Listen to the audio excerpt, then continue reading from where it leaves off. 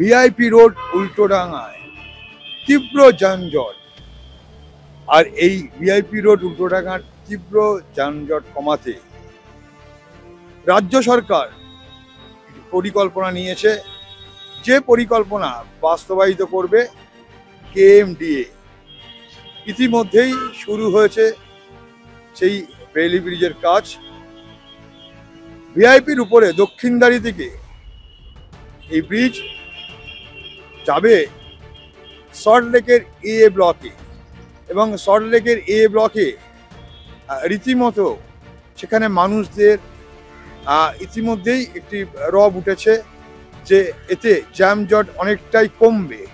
কেবল কমবে নয়, এই জ্যামজট নিয়ে তারা দীর্ঘদিনের ভুক্তভোগী। পাশাপাশি একটা আশঙ্কা তাদের রয়েছে যে নতুন করে সল্টলেকের এই সমস্ত অঞ্চলে, অর্থাৎ যে বাইলেনগুলো আছে সেখানে কিন্তু সমস্যা হবে জ্যামজটেরই।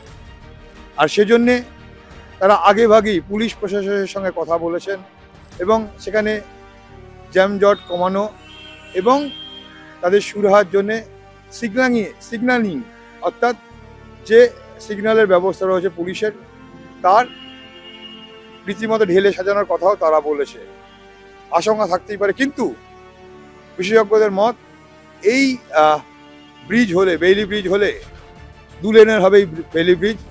প্রায় 7.5 মিটার চওড়া এই ব্রিজ এবং এর পাশাপাশি প্রায় 46 মিটার লম্বা। এই ব্রিজের দুপাশ দিয়েই কিন্তু গাড়ি যাতায়াত করবে, এমনটাই কিন্তু জানা যাচ্ছে। সব মিলিয়ে একটা রীতিমতো বাইপাস ধরে, অর্থাৎ ভিআইপি বাইপাস ধরে উল্টোডাঙার জ্যামজটের অনেকটাই সুরাহা হবে মনে করছে বিশেষজ্ঞরা।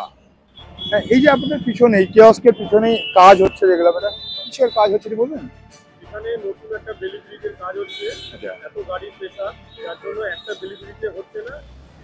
তো আরেকটা সরকার বেইলি ব্রিজের পরিকল্পনা করেছেন পিডব্লিউডি থেকে।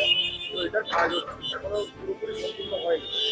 তো আগে একটা আছে বেইলি ব্রিজ, লেক টাউনে একটা আছে বেইলি ব্রিজ, আর একটা দক্ষিণদারি কাট আউটে একটা করেছে, দুই কাট আউটে। তো এই বেইলি ব্রিজটা কোথায় যাবে?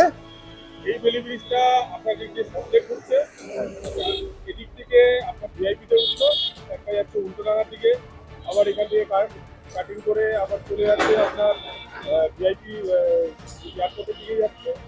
2 লেনের ব্রিজ, গাড়ি ঘোড়া দুটি চলবে, দুপাশ দিয়ে গাড়ি চলবে।